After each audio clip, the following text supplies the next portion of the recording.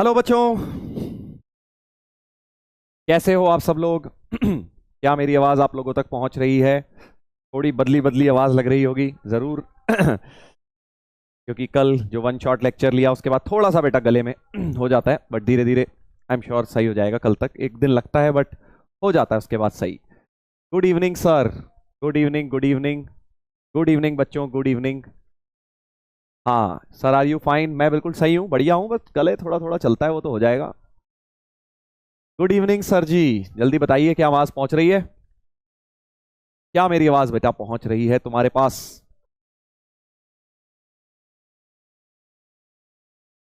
हम्म। Sir ने cold drink P है? ना भाई, कोल्ड ड्रिंक में पीता ही नहीं।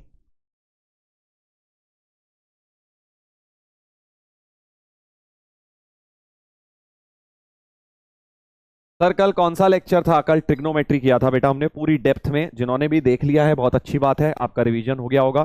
जिन्होंने भी बेटा ट्रिगो से जो लोग डरते हैं वो उसको जरूर देख लीजिएगा। वो उसको जरूर देख लेना, आपको बहुत बेनिफिट होगा। स्पेशली अगर ट्रिगो से डर है और ट्रिगो को लगा नहीं पाते, इधर उधर कहीं चैप्टर में आ जाती है, अगर नहीं लगा पाते तो बेटा उसको जरूर देख लेना, तुम्हें डेफिनेटली बेनिफिशियल लगेगा। जब भी समय लगे, कोई जल्दी नहीं है, आराम से। हम्म। चलिए, तो हमने आई होप आप लोगों ने बेटा कल वाला लेक्चर देख लिया है। लेक्चर नंबर 3 जो हमने कल किया था 3D ज्योमेट्री में, आज बारी है लेक्चर नंबर 4 की। लेक्चर नंबर 4 में आज हम क्या करेंगे? पहले तो लाइंस के बारे में और अपना डिस्कशन आगे बढ़ाएंगे। थोड़े से क्वेश्चन, कल के पूरे लेक्चर में सिर्फ क्वेश्चंस ही क्वेश्चंस कराए थे लाइंस में, तुमने देखा होगा। कल मैंने सिर्फ क्वेश्चंस ही क्वेश्चन कराए थे। सर कल का लेक्चर बहुत अच्छा था। हाँ, क्योंकि कल कॉन्सेप्चुअल सवाल बहुत ज्यादा थे, है ना।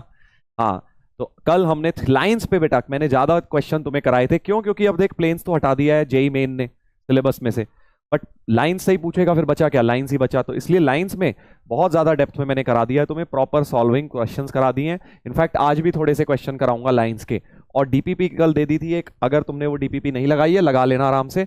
उससे बाहर तुम्हारा जेई का सवाल नहीं जाने वाला। जितने क्लास में करा दिए और जितने डीबीबी में करा दिए उतने में ही कुछ ना कुछ आ जाएगा। सही है। हाँ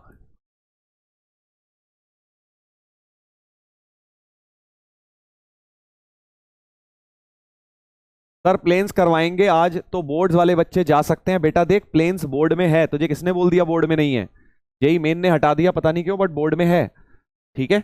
हाँ, तो प्लेन्स पढ़ना है। और प्लेन्स मेरे हिसाब से तो देखो, अगर तुम जेई मेन भी पढ़ने जा रहे हो तो प्लेन्स पढ़ के चले जाओ। ऐसा कोई रॉकेट साइंस नहीं है, बहुत आसान है, लाइन से आसान है। ठीक है ना। और क्या पता जेई का क्या मतलब कुछ भी कहीं भी मिक्स कर दे, फिर बाद में बोलेगा कि जी हमने तो ये डायरेक्ट पूछा ही नहीं, हमने तो सिलेबस आउट ऑफ सिलेबस, तुम चिल्लाते रह जाना।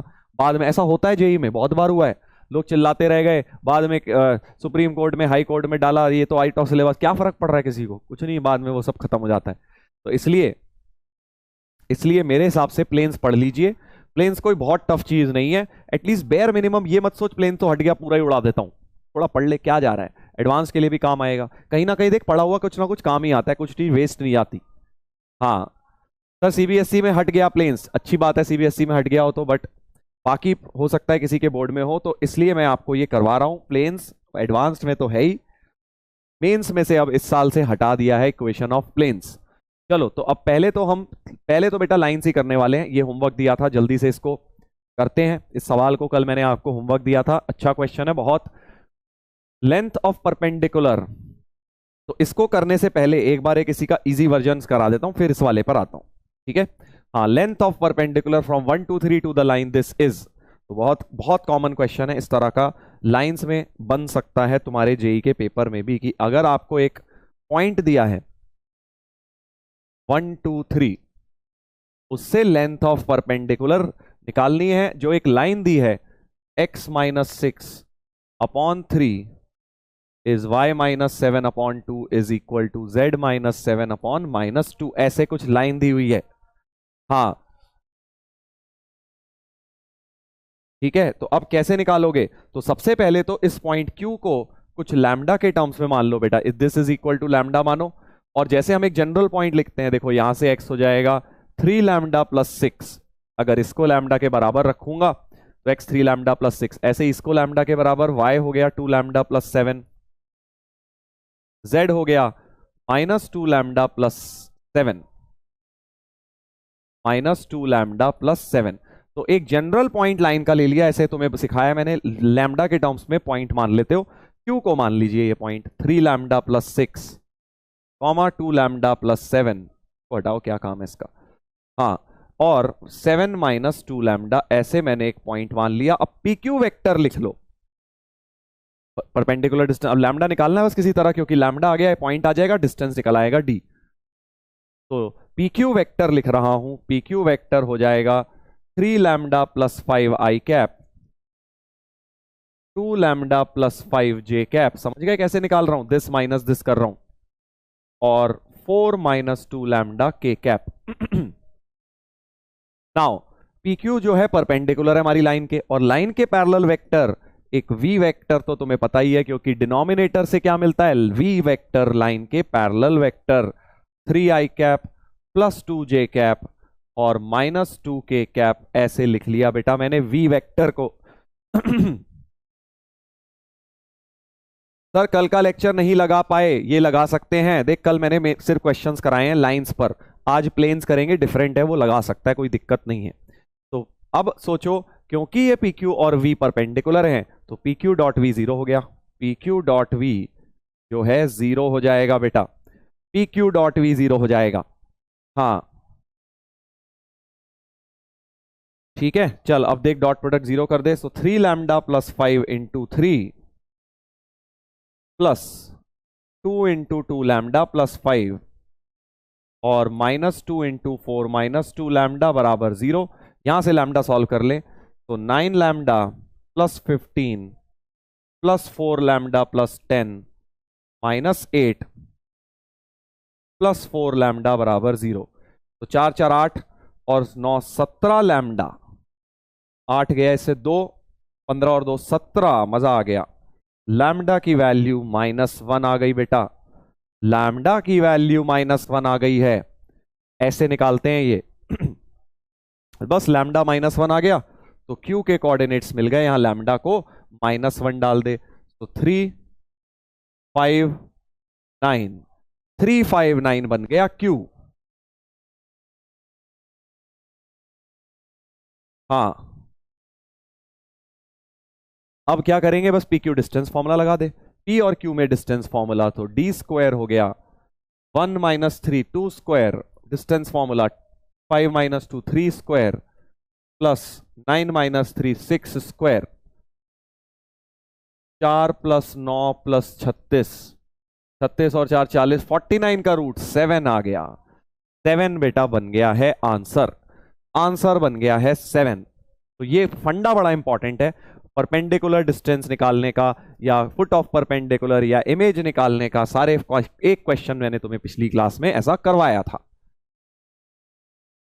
सर ये क्वेश्चन कर लिया है, अच्छी बात है।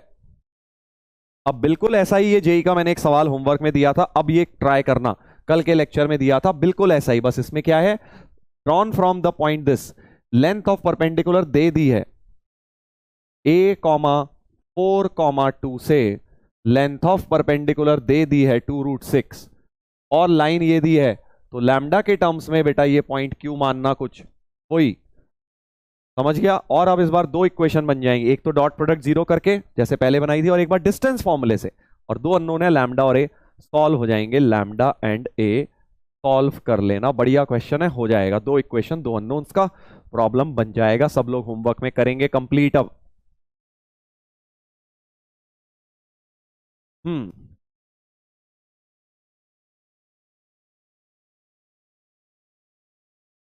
चल बेटा इसको कर लियो, इसको कर लियो, चल एक छोटा सा सवाल, अब लाइंस की हमने डिस्कशन इतनी करी है, तो अब जल्दी से एक पोल के लिए तुम्हें दे रहा हूं ये क्वेश्चन, ओरल क्वेश्चन है, ज्यादा कुछ है नहीं, जरा सा लिखना है, कुछ लिख लो, जल्दी से बताइए इसका करेक्ट आंसर क्या होगा। The line this is parallel to,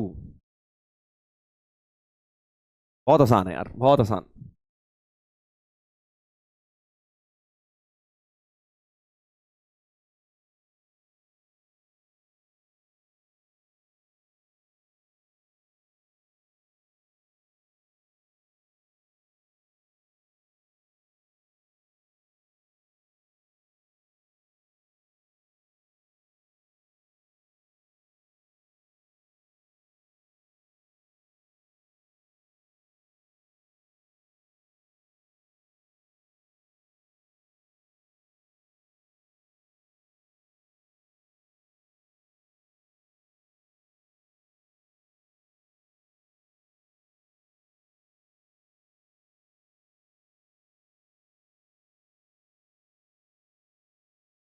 हाँ, तो पैरेलल वेक्टर का तुम्हें दिखाई दे गया बेटा, जो पैरेलल वेक्टर है इसका B vector 3i cap plus 4j cap है। तो बेसिकली लाइन ऐसी है कि जो उसका पैरेलल वेक्टर है वो एक्स वाई प्लेन में लाई कर रहा है, जमीन पे। ऐसे सोच ले, जमीन पे एक वेक्टर पैरेलल, जमीन के पैरेलल लाइन है, जमीन के पैरेलल लाइन है, ठीक है। हाँ, तो एक्स वाई प्लेन इस तरह से मान ले, जमीन एक्स वाई प्लेन है, तो जो पैरेलल वेक्टर है वो जमीन पे है ना। तो लाइन कैसी होगी तुम्हारी, एक्स वाई प्लेन के पैरेलल ही होने वाली, क्योंकि जेड कंपोनेंट ही नहीं है, एक्स वाई प्लेन के पैरेलल लाइन हो गई। समझ गए ना भाई? देखो ऐसे, ये आपकी जमीन है और इसके पैरेलल वेक्टर है अपना, ऐसे पैरेलल लाइन, पैरेलल वेक्टर ऐसा है क्योंकि लाइन इसके पैरेलल है, तो एक्स वाई प्लेन के भी पैरेलल हो गई अगर ये एक्स वाई जेड इस तरह से है तो, ऑब्वियसली राइट। तो बहुत ही ऑब्वियस क्वेश्चन है, एक्स वाई प्लेन के parallel, just for conceptual understanding. इसमें भी देखो कितने लोगों ने गलती कर दी। हाँ, इसमें भी रॉन्ग टिक कर दिया तूने। चल बेटा आगे बढ़ते हैं, छोटी सी बात ये हमने कर ली है। अब एक सवाल एडवांस्ड का लगाएंगे, फिर हम आएंगे बेटा प्लेन्स की इक्वेशंस पर, ठीक है। बढ़िया क्वेश्चन है, एडवांस का देखेंगे क्या कह रहा है। हाँ इधर देख, क्या है, बिल्कुल सिमिलर चीजें ही हैं, ज्यादा फर्क नहीं है। देख मेंस और एडवांस्ड में 3D ज्योमेट्री में, ठीक है, एनसीईआरटी और मेंस में भी बहुत ज्यादा सिमिलर चीजें तुम्हें एनसीईआरटी में मिलेंगी, और मेंस एडवांस्ड में थोड़ा बहुत ही गैप है। देखो L1 L2 denotes two lines, दो लाइंस दी है वेक्टर फॉर्म में, एक पॉइंट है आई कैप और ये पैरेलल वेक्टर, इसमें तो 0 पॉइंट है और पैरेलल वेक्टर ही सिर्फ है, ठीक है। समझ गया, समझ गया। देन तो दो लाइंस हैं, ठीक है। If L3 is a line which is perpendicular to both L1 and L2, समझ रहे हैं ना, वही मिनिमम डिस्टेंस वाला फंडा। ये दो लाइंस हैं, इस दोनों के परपेंडिकुलर एक लाइन आ रही है, ऐसे ये वाली लाइन बाहर जा रही है, तो ये लाइन जो है वो दोनों के परपेंडिकुलर आ रही है, and cuts both of them, तो इन दोनों को कट कर रही है। सपोज ए और बी पॉइंट्स पे कट कर रही है इन दोनों लाइंस को, ये L1 है, ये L2 लाइन है, ठीक है। Then which of the following option describes L3, तो ये L3 की इक्वेशन निकालनी है। बेसिकली तुम्हें कॉमन नॉर्मल के अलोंग मिनिमम डिस्टेंस तो निकलवा दिया था मैंने, याद करो, मिनिमम डिस्टेंस तो हम निकाल चुके हैं फॉर्मूले से स्क्यू लाइंस के, कल के लेक्चर में। अब इस लाइन की इक्वेशन निकालना भी सिखा रहा हूं कैसे निकालते हैं। तो वैसे तो बहुत आसान है। पहली बात तो ये देख, हमें गिवन क्या है डेटा, इस लाइन के पैरेलल वेक्टर B1 और इस लाइन के पैरेलल वेक्टर B2 है ना, B1 B2 बोल देते हैं। B1 वेक्टर कितना था, पहली लाइन के पैरेलल वेक्टर देख ले बेटा, लैम्डा के साथ -i 2j 2k, तो -i 2j 2k क्या है, B1 वेक्टर है। बिल्कुल ऐसे ही B2 वेक्टर, दूसरी लाइन का पैरेलल वेक्टर ये वाला है 2 -1 2, 2i - j + 2k कैप। ये क्या है, दोनों लाइंस के अपने अपने पैरेलल वेक्टर्स हैं। अब तुम सोचो, कॉमन सेंस लगाओ, एक ऐसी लाइन चाहिए जो इसके और इसके दोनों के परपेंडिकुलर है, राइट।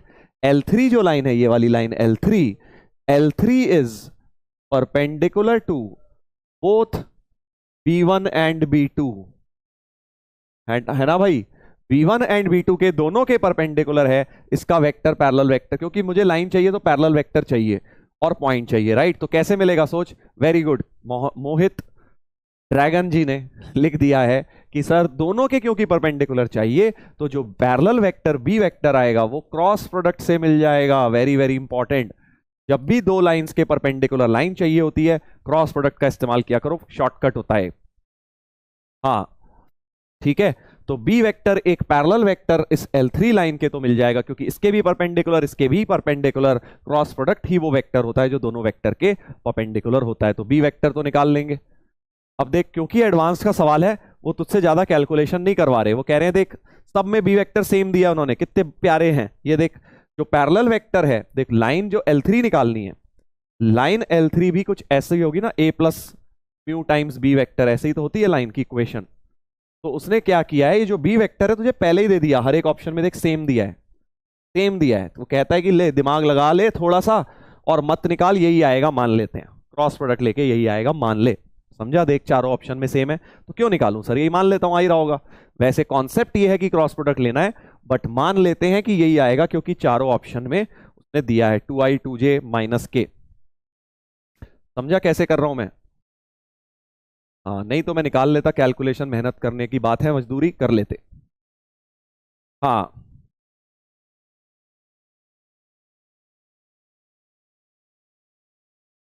ठीक है,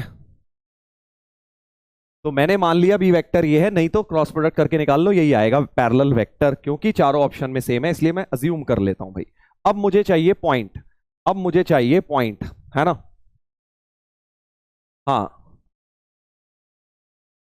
है ना, अब मुझे पॉइंट चाहिए, तो एक काम करता हूं, इस पॉइंट को लैम्डा के टर्म्स में मान लेता हूं। फर्स्ट लाइन की इक्वेशन देख, आई कैप, तो आई कैप का कोफिशिएंट 1 माइनस लैम्डा, वही जनरल जैसे मानते हैं, 1 माइनस लैम्डा, 1 माइनस लैम्डा आई कैप है, तो पॉइंट हो गया 1 माइनस लैम्डा, जे कैप का 2 लैम्डा और फिर 2 लैम्डा, 2 लैम्डा 2 लैम्डा हो गया, 2 लैम्डा 2 लैम्डा भी हो गया।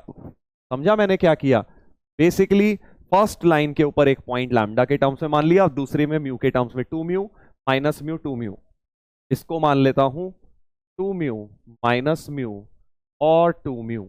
समझा मैंने क्या किया? इन दोनों पॉइंट्स को कुछ मान लिया, क्योंकि मुझे पैरेलल वेक्टर तो मिल गया है, पॉइंट भी तो चाहिए ना, मेन तो वही है। तो अब क्या करूंगा, A B vector, A B vector लिख लेता हूं, देख 1 minus lambda minus 2 mu I cap, हाँ बट ए बी बी की तरफ लिख रहे हैं, चलो बी माइनस ए कर लेते हैं, एक ही बात है, कोई दिक्कत नहीं है।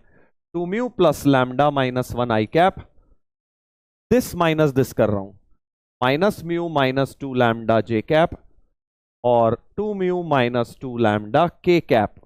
तो मैंने क्या किया बेटा, ए बी वेक्टर लिख दिया, हाँ ठीक है। और अब बेटा, क्योंकि ए बी वेक्टर इसी के पैरेलल है, सो ए बी वेक्टर और बी वेक्टर क्या आया था, 2i प्लस 2j माइनस के, तो अब इसके पैरेलल है, परपेंडिकुलर नहीं, कहीं डॉट प्रोडक्ट जीरो कर दे, दोनों पैरेलल है, मतलब इनका रेशियो ऑफ कोफिशिएंट सेम होगा। दो वेक्टर पैरेलल होते हैं तो क्या, one is k times the other होता है ना, मतलब रेशियो ऑफ कोफिशिएंट्स। तो A B is parallel to, A B is parallel to B vector, इसका मतलब 2 mu plus lambda minus 1 upon 2, जो रेशियो ऑफ कोफिशिएंट्स हैं वो सेम होंगे, कोफिशिएंट्स का रेशियो ऐसे, और ये बराबर हो जाएगा 2 mu minus 2 lambda upon minus 1 के। देख ले भाई, ऐसे ऐसे। अब मैं क्या करूंगा, बस लैम्डा म्यू सॉल्व कर लूंगा। देख, दो इक्वेशन बना लेता हूं, यहां से और यहां से, लैम्डा म्यू की वैल्यूज बेटा सॉल्व हो जाएंगी, निकाले, चलिए निकालते हैं इसको। तो पहली इक्वेशन से यहां लिख देता हूं, या चलो अगले पेज पे लिखते हैं। फर्स्ट इक्वेशन जो हो रही है वो हो रही है, इन दोनों को बराबर रख रहा हूं, 2 mu plus lambda minus 1, 2 mu plus lambda minus 1 upon 2 बराबर minus mu minus 2 lambda upon 2, 2 2 तो कट गया। देख, 3 mu plus 3 lambda equal to 1, पहली इक्वेशन बन गई म्यू प्लस लैम्डा बराबर 1/3। समझ गया ना? अब क्या करूंगा, कुछ नहीं, बस म्यू लैम्डा सॉल्व करूंगा। इन दोनों से एक इक्वेशन मिली, अब एक बेटा इन दोनों से कर लेते हैं, minus mu minus 2 lambda upon 2 बराबर 2 lambda minus 2 mu, 2 lambda minus 2 mu upon minus 1, cross multiply, तो mu plus 2 lambda is 4 lambda minus 4 mu. कितना हो गया बेटा जी, कितना हो गया, देखिए कितना हो गया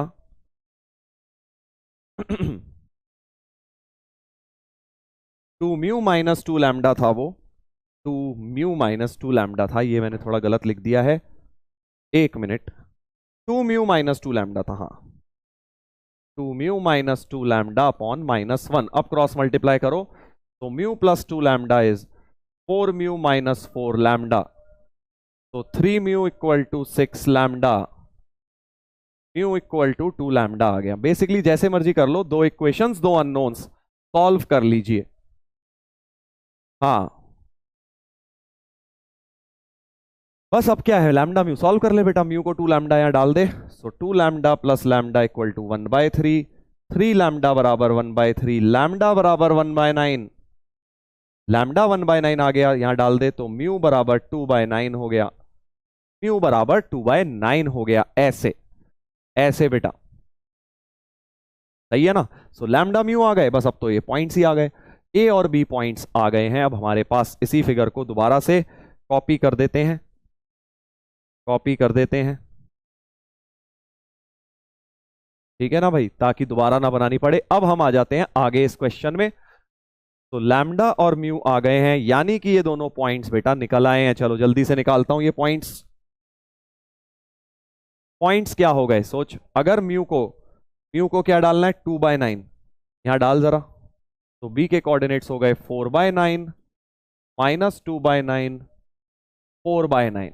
ऐसे ही ए के कोऑर्डिनेट्स क्या हो गए, लैम्डा को 1/9 डालना है, यहां डाल दे। तो 8/9 1 -1/9 2/9 और 2/9।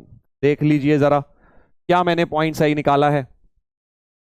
सर क्वेश्चन बहुत हार्ड है, देख एडवांस का सवाल है, समझा ना। अब तू उसमें रो मत, इस तरह इतना तो करना ही पड़ेगा बेटा एडवांस्ड में। ठीक है, एक आध दो क्वेश्चन एडवांस के कराता हूँ, रोने लगते हो। मुझे लगता है पता नहीं एडवांस के कराऊं कि नहीं कराऊं। हाँ चल इधर देखते हैं अब क्या हुआ। हाँ पॉइंट्स आ गए दोनों, पैरेलल वेक्टर वैसे ही आ गया था। तो अब हमारे पास प्लेन की इक्वेशन बन गई। देख अब ऑप्शन चेक करते हैं। देख हमारे पास जो पॉइंट आया वो आया 4/9 -2/9 4/9 4/9 -2/9। ये देख ये रहा 4/9 -2/9 4/9। तो ये पॉइंट बिल्कुल सही है, ये ए वेक्टर पॉइंट बिल्कुल सही है, और plus T times B vector तो है ही वही वाला। सो बी इक्वेशन बी तो बिल्कुल सही लग रहा है अगर पॉइंट उसे ले लूं। बट क्योंकि बेटा मल्टीपल करेक्ट है, देख डिस्क्राइब्स एस भी लगा हुआ है, मल्टीपल करेक्ट में क्वेश्चन है, और भी लाइंस बन सकती हैं। कैसे, क्योंकि पॉइंट कौन सा लिया है, देख ए प्लस लैम्डा बी में, ए प्लस टी टाइम्स बी में। ए पॉइंट क्या होता है, पोजीशन वेक्टर ऑफ पॉइंट। तो पॉइंट तो कुछ मर्जी ले सकते हैं, है ना, यही तो खेल है, इसलिए मल्टीपल लाइंस बन सकती हैं। तो अब मैं क्या कह रहा हूं, दूसरा पॉइंट भी तो एक आया है 8/9 2/9 2/9 को देखते हैं कहीं ये है 8/9। ये देख 4 2 8/9 2/9 जे कैप 2/9 के कैप, ये पॉइंट भी सही है, ये भी पॉइंट बिल्कुल सही है, ये भी एक पॉइंट लाइन पर लाई कर रहा है। ठीक है, तो ए भी हो गया। कोई पूछ रहा है सर एडवांस के क्वेश्चन करने में कितना टाइम लगना चाहिए। देख एडवांस की स्ट्रैटेजी डिफरेंट होती है, इसमें टाइम नहीं देखा जाता। देर से हो गया 5-7 सवाल भी अगर 1 घंटे में कराया तो तेरा एडवांस क्लियर है। इसलिए जो हो रहा है वो कर दे, ये मत सोच 5 मिनट 10 मिनट तक भी लग रहे हैं, कोई दिक्कत नहीं है। मेंस में ऐसा नहीं होता, मेंस में तुम्हें थोड़ा जल्दी करने होती, स्पीड मैटर्स। बट एडवांस्ड में even if you are able to do say 7-8 questions in 1 our, वो भी बहुत होते हैं, बहुत बढ़िया होते हैं वो। अभी सवाल पूरा नहीं हुआ है, कहीं तुम्हें लग रहा हो ए बी आंसर हो गए खत्म, क्योंकि ए और बी तो बेटा पॉइंट हमने निकाले हैं। हो सकता है इस लाइन पर, तो अब देख कितना प्यारा कॉन्सेप्ट लगाया इन्होंने, इस लाइन पर इनफाइनाइट पॉइंट्स हैं। जब लाइन की इक्वेशन ए प्लस लैम्डा बी ए प्लस म्यू बी लिखते हो, तो ए क्या हो सकता है, कोई भी पॉइंट हो सकता है, समझा ना, ए कोई भी पॉइंट हो सकता है। तो अब सर मैं और कैसे पता लगाऊं, देख उसका मैं तुझे अब जुगाड़ बता रहा हूं क्या है। अगले वाले में इसने पॉइंट क्या यूज करा हुआ है, ओरिजिन लिखा हुआ है, यहां पे पॉइंट जो इसने यूज किया है वो ओरिजिन यूज किया है। सर आपको कैसे पता, देख 0 + t टाइम्स ये है ना, सिर्फ t टाइम्स ये, मतलब पोजीशन वेक्टर 0 यूज किया है ओरिजिन। इसमें क्या पॉइंट यूज किया है, इसमें जो पॉइंट यूज किया ऑप्शन में, मुझे बस अब ये पता लगाना है क्या इन दोनों में से कोई सही ऑप्शन तो नहीं है ना। तो बट पॉइंट तो सर है ही नहीं, पॉइंट तो देखते हैं अभी। देख इसमें पॉइंट है 2/3 और 1/3 के कैप है, तो मतलब 2/3 0 1/3। तो बस हमें ये पता लगाना है कि हमारी लाइन पर कहीं ये दोनों पॉइंट लाए तो नहीं कर रहे। समझ में क्या कह रहा हूं, हमने जो है L3 की इक्वेशन निकाली है, देख हमने इस पॉइंट की मदद से लिख ली इसकी। बट मैं ये बोल रहा हूं इस लाइन L3 पे इनफाइनाइट पॉइंट्स हो सकते हैं ना, तुम जरूरी थोड़ी है ए या बी में से ही कोई यूज करो, तुम तो कोई मर्जी पॉइंट यूज कर सकते हो। तो अगर इस पर वो पॉइंट लाए करेगा ओरिजिन, तो सी ऑप्शन भी सही होगा, क्योंकि सी में उसने क्या पॉइंट यूज किया हुआ है, ओरिजिन। तो मुझे बस ये पता लगाना है क्या L3 लाइन पर ओरिजिन लाए कर रहा है। इफ यस तो सी भी सही होगा, नहीं तो सी गलत होगा, समझा, क्योंकि यहां पॉइंट क्या यूज्ड है, ओरिजिन। सिमिलरली अगर डी सही है तो मुझे पता लगाना है क्या ये पॉइंट अपनी लाइन पर लाए कर रहा है। इफ यस तो ये ऑप्शन भी सही है, नहीं तो ये गलत है। समझ गया मैं क्या लॉजिक लगाने वाला हूं। हाँ तो अब हम क्या करेंगे, अब हम क्या करेंगे कि हमने जो ये पॉइंट्स निकाले हैं, हमने ये पॉइंट्स निकाले हैं लैम्डा म्यू की मदद से, दोनों पॉइंट्स तो आ गए। इससे लाइन लिख लेता हूं ए बी की इक्वेशन जरा कार्टेशियन फॉर्म में लिखता हूं, है ना। तो इक्वेशन ऑफ ए बी या L3 आप बोल लीजिए कार्टेशियन फॉर्म में। पॉइंट क्या लूं, कोई भी ले ले। पॉइंट आया था 8/9 2/9 2/9 ले लेते हैं, चल 8/9 2/9 2/9 और नीचे पैरेलल वेक्टर आता है।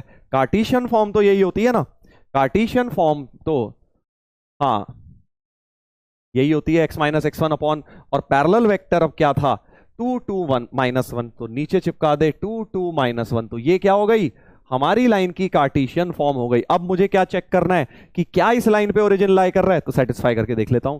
तो चेक करना है क्या ओरिजिन लाई कर रहा है, क्योंकि अगर 0 0 0 लाई कर गया तो यानी कि इसने जो ये बनाया हुआ है पैरेलल वेक्टर तो सेम है, 0.0 लिया है, मतलब ये ऑप्शन भी सही होगा। फिर ये देख रहा है, हाँ सर मेरी आत्मा सूख गई, ठीक है बेटा सुखा ले तू, बताया तो था उस दिन क्या करना है जुगाड़। आत्मा अगर सूख जाए तो आराम से पानी में थोड़ी देर ठंडे ठंडे पानी के नीचे नहा ले, गीली हो जाएगी तेरी आत्मा। हाँ सर क्या पढ़ा रहे हो आज, कुछ समझ नहीं आ रहा बेटा। इसका एक ही मतलब है कि एडवांस, आज एडवांस का क्वेश्चन कराया ना इसलिए हिल गया तू, ठीक है अभी आ जाए, इसके बाद आएंगे हम लप्पू सी चीजों पे ठीक है प्लेन प्लेन जब खेलेंगे तब तेरे को सब समझ आ जाएगा।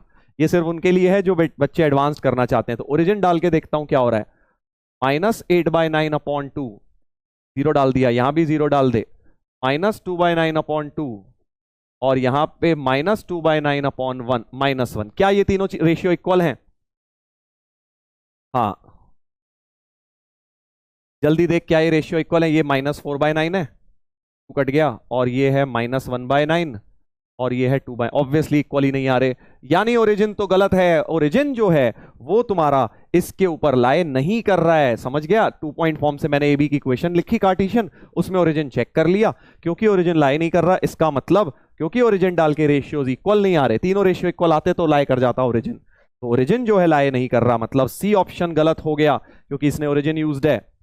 ऐसे ही अब ये चेक करते हैं 2/3 0 1/3, 2/3 0 1/3, अब चेक करूंगा 2/3 0 1/3, 2/3 जरा डाल, तो अब देख x को 2/3 डालूंगा, एलसीएम लूंगा, इसको भी 9 बना लेते हैं। स्मार्ट लोग क्या करेंगे 2/3 को लिख लेंगे 6/9, उसको 3/9, क्यों, ताकि एलसीएम लेने में इजी हो। तो ये वाला पॉइंट जरा लाइन में डालता हूं, x की जगह 6/9,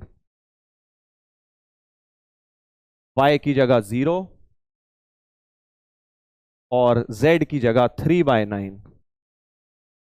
समझा मैं क्या कर रहा हूं, इस लाइन में डाल के देख रहा हूं क्या ये पॉइंट सेटिस्फाई कर रहा है। अब देख जरा 6/9 -2/9/2, ये बन गया पहला, ये तो है ही -2/9/2, और ये क्या बन गया 1/9/-1, 2 2 काट दो सर, 2 2 काट दो, सारे रेशियो देख -1/9 -1/9 -1/9 बन गए। इसका मतलब क्या है, ये पॉइंट लाए कर रहा है, ये वाला पॉइंट बेटा हमारी लाइन पर लाए कर रहा है, यानी उसको a + λb में a लिया जा सकता है, यानी डी ऑप्शन सही हो गया, डी ऑप्शन सही हो गया।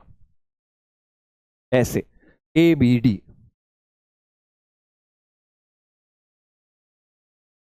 थाना बढ़िया क्वेश्चन देख, इस एक क्वेश्चन को करने से ही या समझने से ही, इसका सॉल्यूशन ही समझने से तुम्हारे बहुत फंडे क्लियर होंगे लाइंस के अंदर, इसलिए करवाया मैंने। तू एडवांस चाहे कर रहा है या नहीं कर रहा है, ये नहीं कान बंद करके बैठ गया मैं तो एडवांस ही नहीं कर रहा, अगर तूने इस क्वेश्चन समझ भी लिया इसका सॉल्यूशन तब भी इतने सारे फंडे क्लियर हो जाएंगे तुम्हारे।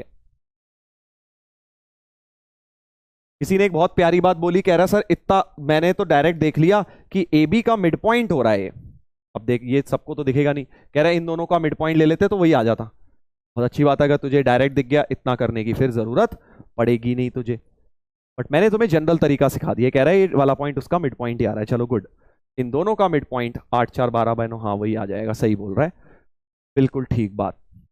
बट जनरल तरीका ये है चेक करने का पॉइंट को, सही है।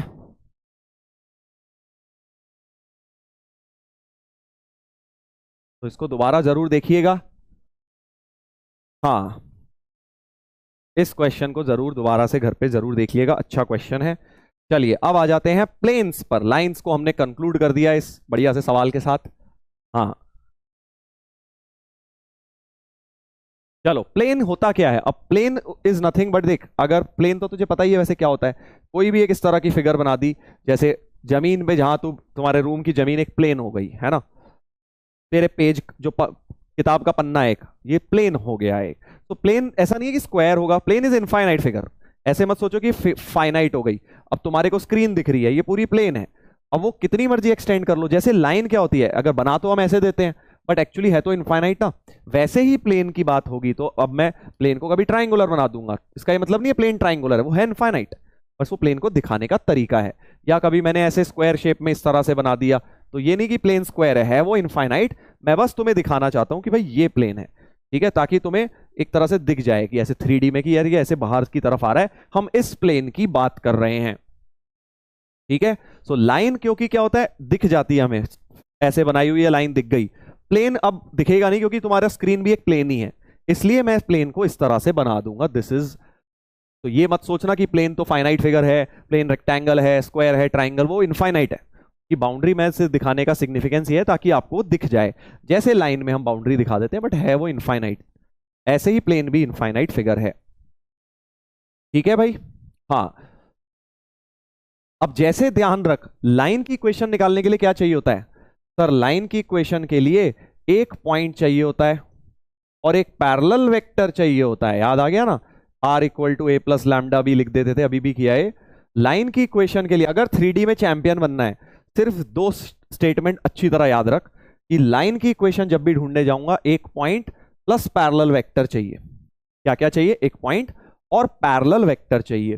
प्लेन की इक्वेशन में, प्लेन की इक्वेशन में दो चीजें जो चाहिए वो होती हैं बेटा, एक तो पॉइंट, पॉइंट तो चाहिए ही, जैसे वहां लाइन में भी पॉइंट चाहिए होता था, यहां भी पॉइंट चाहिए। वेक्टर फॉर्म लिख लेते हैं, चल पहले पहले वेक्टर फॉर्म लिख देते हैं। सपोज इसका ए वेक्टर ही लिख देता हूं, ये फिक्स्ड पॉइंट है ए वेक्टर, ठीक है। और जैसे लाइन में पैरेलल वेक्टर था, प्लेन में तुम्हें नॉर्मल वेक्टर चाहिए होता है, बस इतना सा फर्क है, समझा। एक फिक्स पॉइंट तो चाहिए ही चाहिए, साथ में एक नॉर्मल वेक्टर, मतलब प्लेन के परपेंडिकुलर ऐसे निकल रहा है इस तरह से, प्लेन के perpendicular.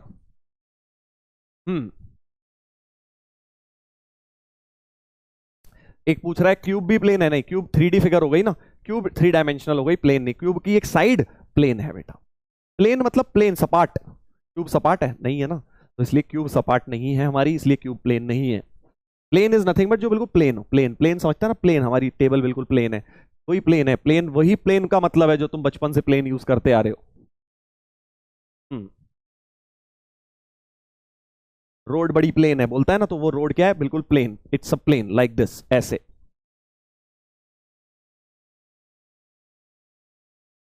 Hmm circle is also plane, yes, but sphere नहीं है। बॉल तेरा प्लेन, बॉल सपाट नहीं है ना, अगर बॉल देखे वो स्पेयर है, वो 3D फिगर हो गई, वो प्लेन नहीं है, बट सर्कल एक प्लेन है, ऐसे।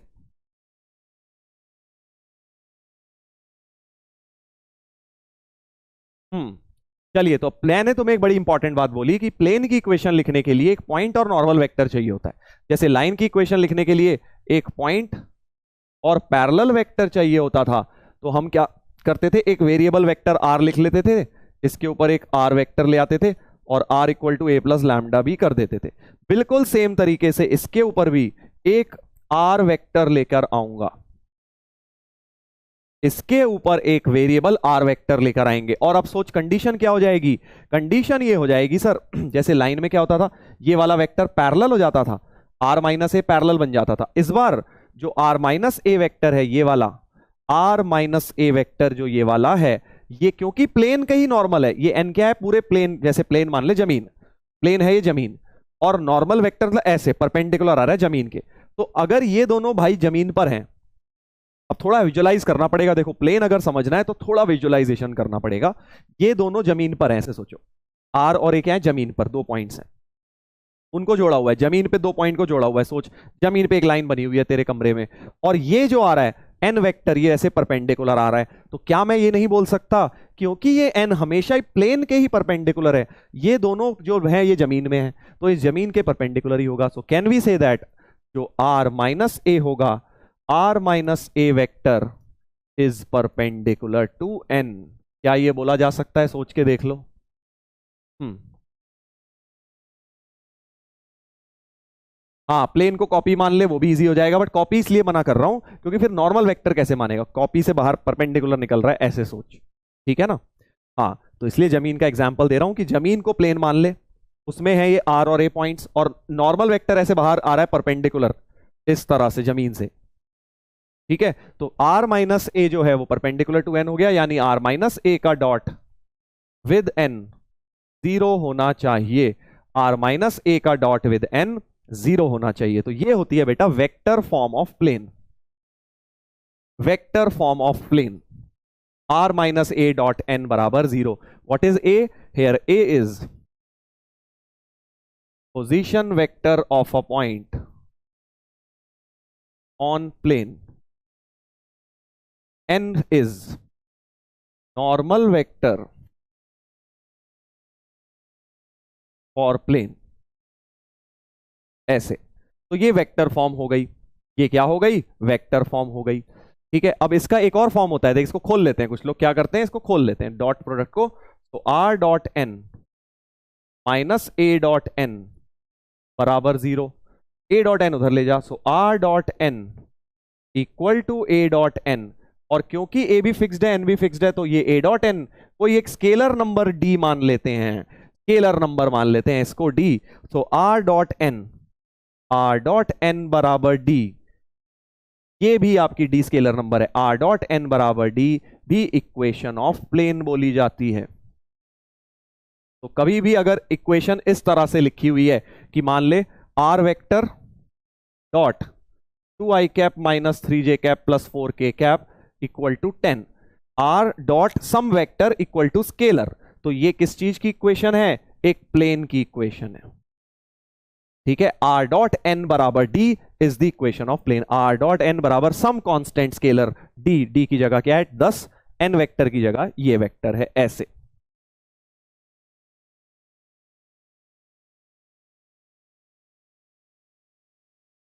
सर डॉट प्रोडक्ट तो स्केलर आंसर देगा, फिर इसको वेक्टर इक्वेशन क्यों कहते हैं? क्योंकि वेक्टर के टर्म्स में है बेटा।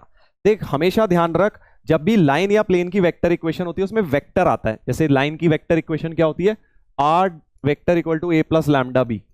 तो इसमें ये वेक्टर इक्वेशन इसलिए नहीं है कि स्केलर है या वेक्टर है, ये वेक्टर इक्वेशन इसलिए है क्योंकि यहाँ r वेक्टर वेरिएबल आ रहा है, वेरिएबल जो आ रहा है वो वेक्टर फॉर्म में है, और जो कार्टेशियन इक्वेशन होती है उसमें जो वेरिएबल होता है वो एक्स वाई जेड फॉर्म में होता है। ठीक है, इसलिए इसका नाम वेक्टर इक्वेशन है, क्योंकि यहाँ r आ रहा है, एक्स वाई जेड नहीं आ रहे। अगर एक्स वाई जेड आते तो ये कार्टेशियन फॉर्म हो जाती।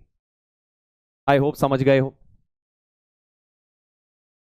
ठीक है, तो r डॉट n बराबर d टाइप की कोई भी चीज देखेंगे उसे आप प्लेन कह देंगे। चलिए, तो अब प्लेन की जल्दी से कार्टेशियन फॉर्म की बात हुई, तो कार्टेशियन फॉर्म भी इसकी डिराइव कर लेते हैं।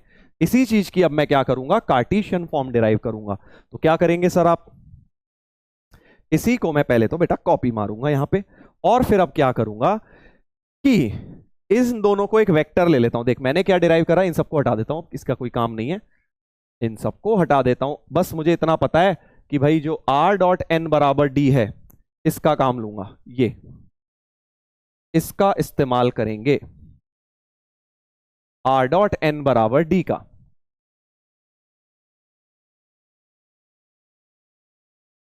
ये एक प्लेन की इक्वेशन है, राइट? r डॉट n बराबर d एक प्लेन है। अब मैं क्या करूंगा? r की जगह, जैसा कि मैंने बताया, r जो वेक्टर है इसकी जगह एक्स आई कैप वेरिएबल वाई जे कैप जेड के कैप ले आऊंगा। ठीक है भाई, कार्टेशियन फॉर्म में मतलब r वेक्टर को हटा के एक्स वाई जेड, और जो हमारा पॉइंट था, या फिर ये समझ ले, चल पॉइंट भी ले लेते हैं, r माइनस n वही वाला लगा देते हैं। जो a वेक्टर था, जो a वेक्टर मैंने लिया था उसको ले लेता हूं x1 i कैप, ये x1 y1 z1 मान लिया ना एक तरह से, x1 y1 z1 इसको मान लिया x y z।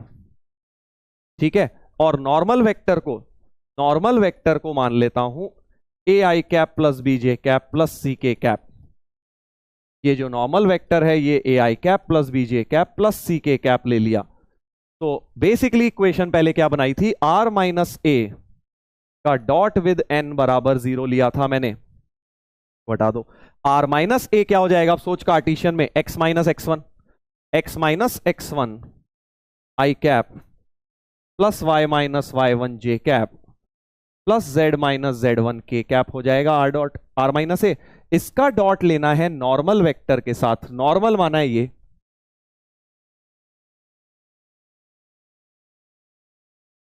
और अब इसको खोल दे, देख डॉट प्रोडक्ट खोल देंगे तो आई कैप के multiply a into X minus X one, J cap के multiply plus B into Y minus Y one plus C into Z minus Z one बराबर 0। ये आपकी इक्वेशन ऑफ प्लेन बन गई, इक्वेशन ऑफ प्लेन बन गई।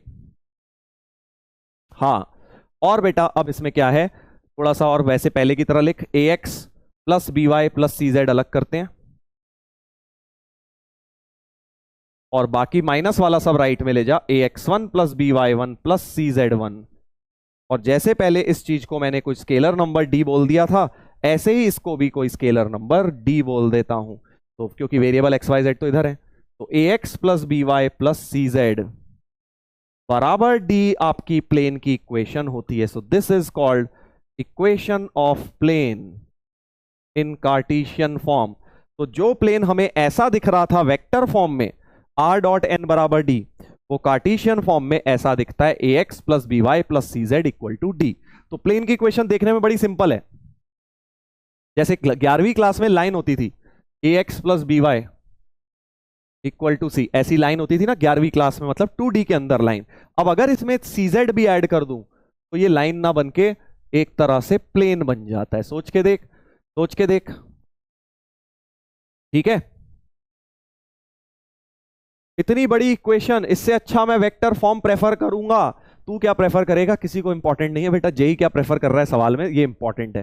वो दोनों में से कोई भी फॉर्म दे सकता है, इसलिए अभी ज्यादा जल्दबाजी में जजमेंट मत पास कर कि ये अच्छा है वो अच्छा है, ठीक है। 5 लोग होते हैं जो जज नहीं करते, वो सिर्फ ग्रैस्प करते हैं नॉलेज को, ठीक है। इसलिए समझ पहले, बाद में जब सब कुछ समझ ले उसके बाद जब एग्जाम में सवाल आए तब डिसाइड करियो कि क्या अच्छा है क्या बुरा है, कौन सा लगाऊं, ठीक है। तो मैं क्या बोल रहा हूं, प्लेन की इक्वेशन ये है कार्टेशियन फॉर्म में। अब बड़ी मजेदार बात, लाइन की इक्वेशन तो तुम्हें पता है, लाइन की इक्वेशन एक बार क्विकली वेक्टर फॉर्म में होती है a प्लस लैम्डा बी, ये लाइन की इक्वेशन होती है। और कार्टेशियन में क्या होती है, x minus X one upon A symmetrical form, बड़ी बड़ी बड़ी सी होती है, z minus Z one upon C. तो जैसे प्लेन लाइन की इक्वेशन कार्टेशियन में से तुम्हें डिनोमिनेटर में से, सर ऐसी इक्वेशन पहले भी देखी है, ठीक है, अच्छी बात है। तो जैसे लाइन में डिनोमिनेटर से पैरेलल वेक्टर मिल जाता है तुझे, है ना, वैसे ही अब तू सोच प्लेन में परपेंडिकुलर वेक्टर कहां से मिल रहा है। देख प्लेन का परपेंडिकुलर वेक्टर था A I cap B J cap C K cap, A B सी कहां आ रहा है जरा देख, प्लेन की इक्वेशन में ए बी सी आ रहा है यहां पर। ये देख एक्स वाई जेड के कोफिशिएंट, यानी बहुत बहुत इंपॉर्टेंट बात बोल रहा हूं। अगर मान लो मैं तुम्हें प्लेन की इक्वेशन दे दूं, मान ले प्लेन की इक्वेशन दे दूं 2x minus 3y plus 4z बराबर 10, ठीक है, ये प्लेन है, एक प्लेन की इक्वेशन है। तो इस सबसे पहले इस प्लेन से तुम ये बोल सकते हो कि इस प्लेन के जो नॉर्मल वेक्टर होगा वो coefficient 2i cap minus 3j cap plus 4k cap से जो वेक्टर मिल रहा है वो इस प्लेन का नॉर्मल वेक्टर होगा। बहुत बहुत इंपॉर्टेंट। जैसे लाइन के डिनोमिनेटर से तुम्हें पैरेलल वेक्टर मिलता है, वैसे ही प्लेन के coefficient of X Y Z से तुम्हें परपेंडिकुलर वेक्टर मिलता है। इस प्लेन के जो नॉर्मल वेक्टर हो रहा होगा एन वेक्टर, वो ये वाला वेक्टर होगा। बहुत इंपॉर्टेंट डेटा। नॉर्मल वेक्टर मिलके डी आर्स जो हैं डायरेक्शन रेशियोज, वो एक्स वाई जेड के कोफिशिएंट होते हैं। नॉर्मल वेक्टर के D Rs coefficients of X Y Z होते हैं प्लेन में। एक्सट्रीमली इंपॉर्टेंट थिंग, बहुत बहुत ज्यादा जबरदस्त चीज है, ठीक है भाई। ऐसे चलिए, तो ये बात अपनी हो गई है, ये बात अपनी हो गई है। तो प्लेन में मैंने तुम्हें ये वाली फॉर्म बता दी एक, इसी को बेटा हम जनरल फॉर्म भी कहते हैं। वैसे कार्टेशियन फॉर्म बोल दो, जनरल फॉर्म ऑफ प्लेन, क्योंकि जैसे जनरल फॉर्म ऑफ लाइन होती है ना A X plus B Y plus C 11th में 2D में, वैसे ही प्लेन में A X plus B Y plus C Z equal to D लिख ले प्लस डी लिख ले, कोई फर्क नहीं पड़ता। इधर देखते हैं। तो अब एक सवाल जरा इस पे लगाएंगे, एक सवाल जरा इस पे लगाएंगे, ये वाला लगाते हैं। Equation of plane passing through 1 2 3। तो अब देख क्या दिया है, अब थोड़ा सा देख, प्लेन में बेस्ट होता है विजुलाइज करने के लिए इस तरह से फिगर जरूर बना लिया करो।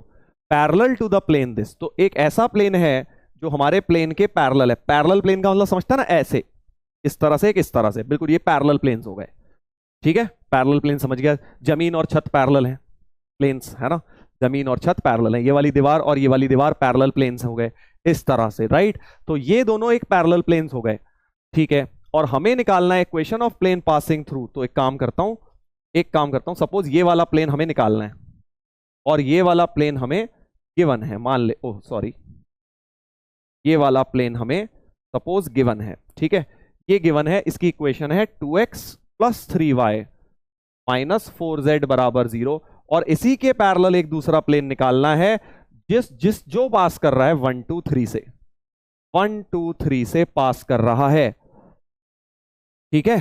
तो अगर दोनों प्लेन्स पैरेलल हैं तो उनका क्या सेम होगा, सोच के देख।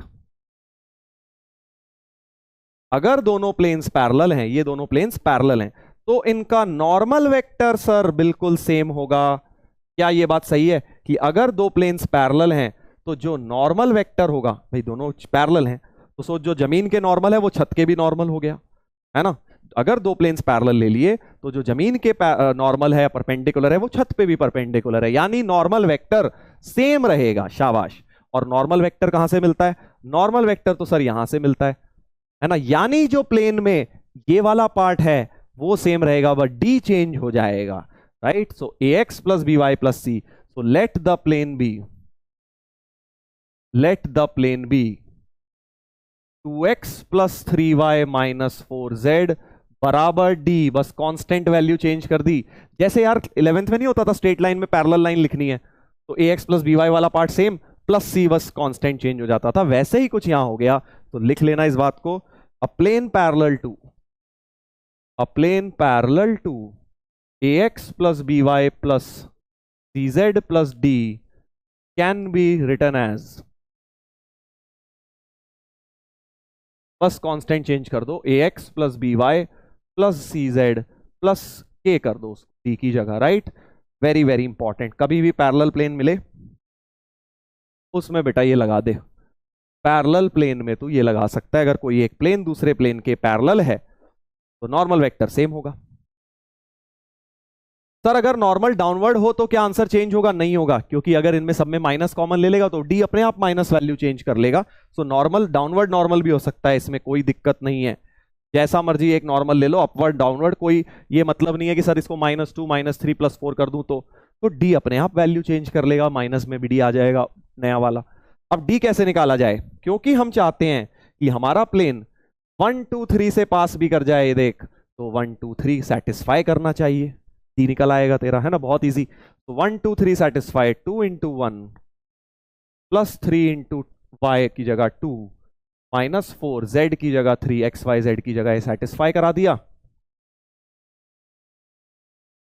तो d की वैल्यू आ गई 8 - 12 = d, d आ गया -4, तो d आ गया -4, बस अब तो हो गया answer. 2x plus 3y minus 4z = -4, 2x plus 3y minus 4z = -4, D option बन गया। ऐसे बेटा, ऐसे क्लियर हो गई है बात। तो थोड़ा मैं तुम्हें क्यों ये प्लेन्स बना के दिखा रहा हूं, विजुलाइज करने के लिए। 3D में जितना विजुलाइज करोगे क्वेश्चन उतनी जल्दी सॉल्व होगा तुम्हारा। तो विजुलाइजेशन शुरू करिए 3D में। चलो एक और उठाएंगे ऐसा ही question, coordinates of foot of perpendicular drawn from origin to a plane is this. क्या कह रहे हैं, एक प्लेन है जिसका ओरिजिन से परपेंडिकुलर ड्रॉप किया गया, और उस पॉइंट के जो कोऑर्डिनेट्स हैं ओरिजिन से जो परपेंडिकुलर ड्रॉप करके आया, मान लो P आया, इस P पॉइंट के कोऑर्डिनेट्स दिए हुए हैं, 2 4 -3। Then the equation of this plane, इस प्लेन की बेटा इक्वेशन निकालकर बतानी है आपको, प्लेन की इक्वेशन निकालकर बतानी है। अब डेटा बड़ा ऐसा लगता है कम है, 2 4 -3 पॉइंट जो है P दिया हुआ है, ये वाला 2 4 -3। तो देख हमेशा याद रख, जब भी प्लेन निकालना है ना तुझे दो चीजें चाहिए, पॉइंट और नॉर्मल वेक्टर। जैसे लाइन ढूंढने निकलता है तो क्या चाहिए, पॉइंट और पैरेलल वेक्टर।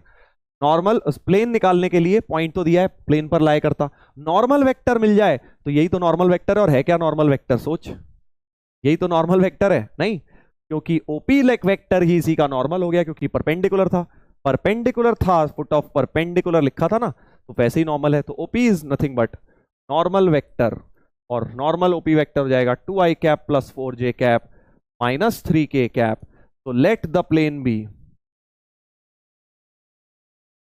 एबीसी प्लेन के ये हो गए ax plus B Y minus 3z equal to D. हमेशा याद रखो जब नॉर्मल वेक्टर आ गया तो खत्म, फिर तो सवाल ही खत्म हो गया, क्योंकि तुम ax plus B Y plus C A B C तो मिल गए, डी निकालना रह गया। और डी कैसे मिलेगा, ये पॉइंट इसमें सेटिस्फाई, 2y की जगह 4, z की जगह -3 सेटिस्फाई। तो 4 प्लस 16 प्लस 9 बराबर डी, डी की वैल्यू 29 आ गई, डी की वैल्यू 29 आ गई। बहुत ही मजेदार इंपॉर्टेंट क्वेश्चन है ये, बस इसको वापस डाल दे, D29 प्लेन आ गया।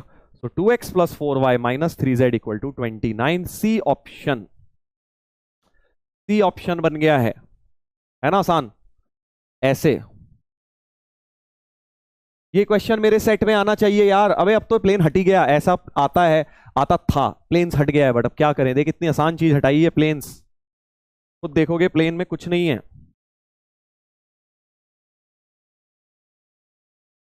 चलो एक और देखते हैं, अब मैं एक पोल में दे रहा हूं, तुम लोग करोगे पोल, जल्दी सब लोग थोड़ा केयरफुल हो जाएं, पोल में देंगे आंसर। चलो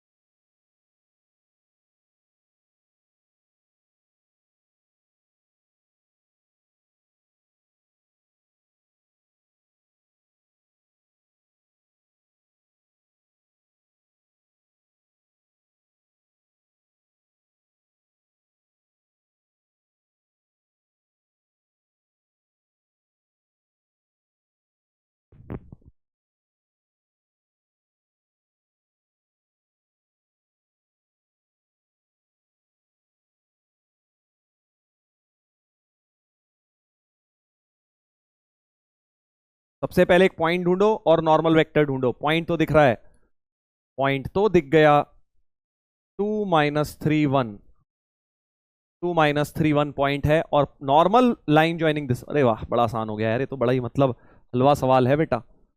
नॉर्मल वेक्टर क्या है, इन दोनों की लाइन ज्वाइनिंग, तो वेक्टर निकाल ले नॉर्मल, इन दोनों का पोजीशन वेक्टर को सब्ट्रैक्ट करके, so I cap plus 5j cap minus 6k cap हो गया, 3 - 2 I cap, 4 - -1 5j cap, -1 -5 -6k cap. Normal vector हमारा निकल आया, बस नॉर्मल निकल आया तो एबीसी निकला है प्लेन के। तो प्लेन मान जैसे ही नॉर्मल मिले अगली लाइन यही, ए की जगह 1, so ax plus B Y plus C Z बराबर डी, ये आपने मान लिया प्लेन को।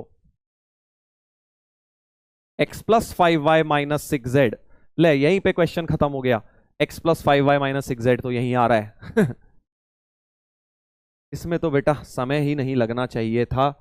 टॉप पोल कर रहा हूं भाई मैं, 5 सेकंड और दे रहा हूं। हाँ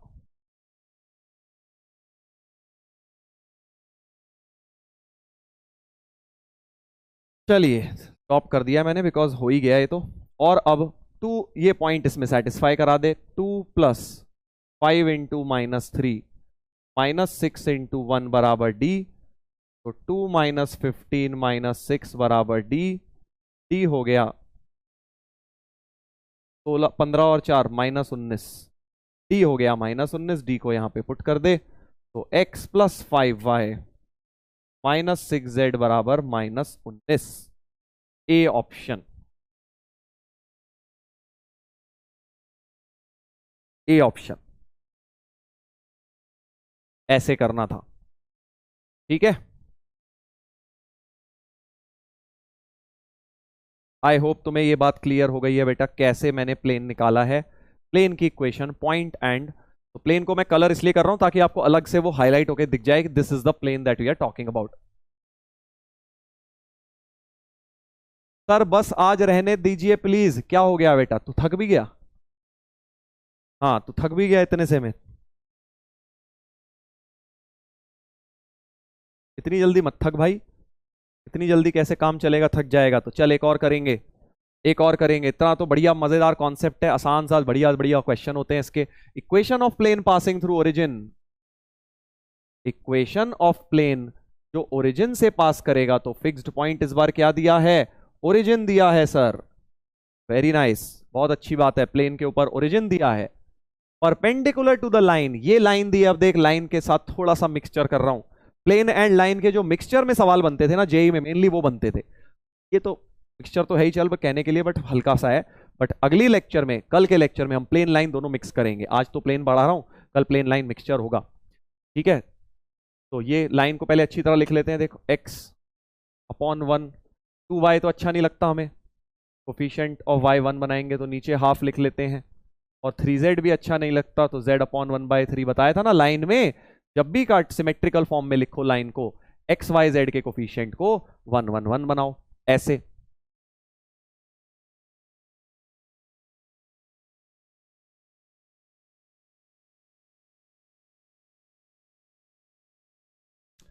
चल तो बस नॉर्मल, क्योंकि हम चाहते हैं हमारा प्लेन क्या है, passing through the perpendicular to the line, इस लाइन के परपेंडिकुलर। तो देख ऐसा कुछ, ये लाइन ऐसे जा रही होगी कुछ, प्लेन के परपेंडिकुलर है ये वाली लाइन। ये वाली लाइन जो है एल, ये लाइन एल है, लाइन एल जो है प्लेन के परपेंडिकुलर है। तो लाइन का जो पैरेलल वेक्टर है, लाइन का जो बेटा पैरेलल वेक्टर है, ये जो बी वेक्टर होता है ना, ये 1 half J cap 1/3 K cap.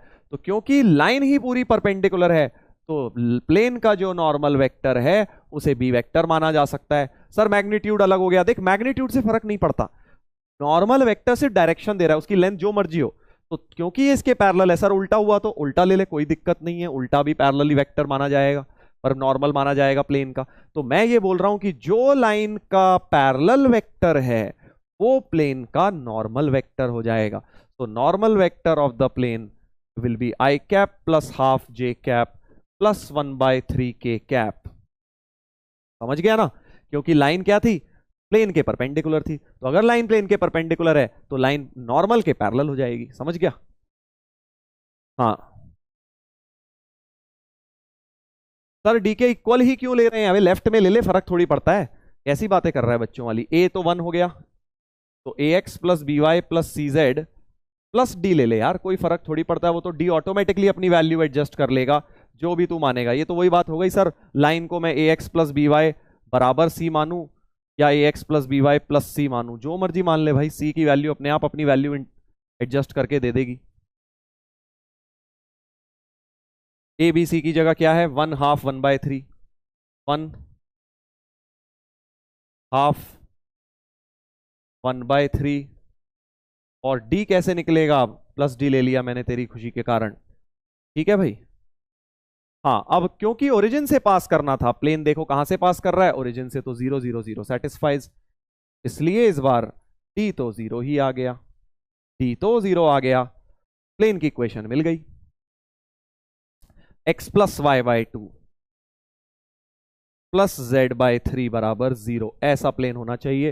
इन्होंने एलसीएम लेके लिखा है 6, तुम भी ले लो। 6x plus 3y plus 2z बराबर 0, 6 को उड़ा दो, 6x plus 3y plus 2z बराबर 0, ए ऑप्शन।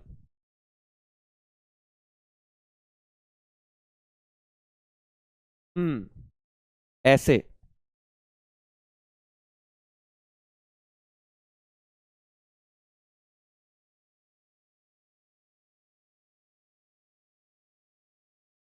चल एक और करें, एक और करते हैं प्लेन पे, एक और करेंगे प्लेन पर।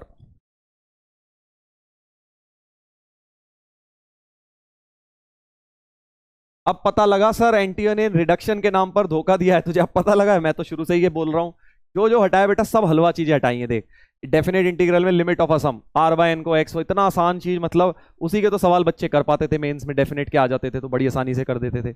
उसके अलावा मैथमेटिकल रीजनिंग हटा दिया, समझा।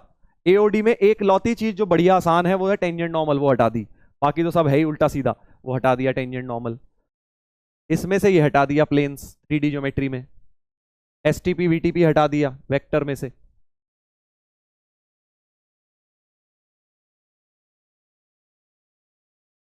चल देखते हैं अब ये वाला equation of plane passing through this and perpendicular to this. दोनों प्लेन आपस में परपेंडिकुलर है, इसका क्या मतलब होता है? चल ये थोड़ा सा बता देता हूं।